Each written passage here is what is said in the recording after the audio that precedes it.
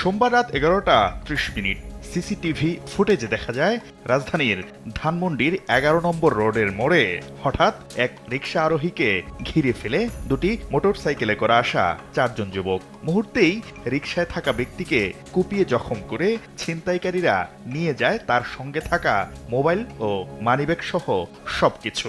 চিল্লাপিল্লা শুনে পরে আমি আইসি দৌড়ে আইসা দিকে পরে দেখেছি এই ঘটনা। পরে চিল্লাচিল্লি করার পরে ওরা মোটরসাইকেল নিয়ে ওরা চলে গেল। উনি রিক্সাতে বসে ব্যথা পাচ্ছে, দুই হাতে দিয়ে ধরে রাখছে যে আমাকে হসপিটাল নিয়ে যাও তাড়াতাড়ি।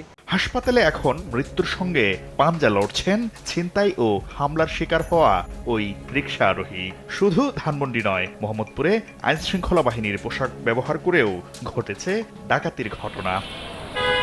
এসব ঘটনা প্রত্যক্ষদর্শী ও স্থানীয়রা বলছেন, মোটরসাইকেল ব্যবহারের মাধ্যমে ছিনতাই করে আইনশৃঙ্খলা বাহিনী আসার আগেই পালিয়ে যায় অপরাধীরা।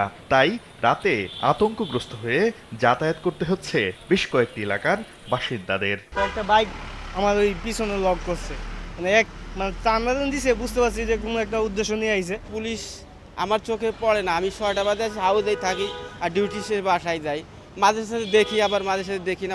আগস্ট, সেপ্টেম্বর ও অক্টোবর এই 3 মাস জুড়ে এমন ঘটনায় মামলা হয়েছে মাত্র 44টি।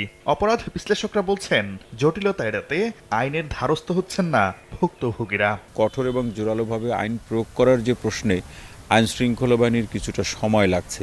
সময় লেগে যাওয়াটাকেই অপরাধীরা মনে করছে এখনই তাদের অপরাধ করার সবচেয়ে ভালো সময় যাচ্ছে। তো সেই সময় হিসাবে সময়টাকে তারা কাজে লাগাচ্ছে। ছিনতাইকারী সহ অপরাধীদের নির্মূলে বিশেষ অভিযান পরিচালনা সহ জিরো টলারেন্স নীতির কথা বলছে টিএমপি।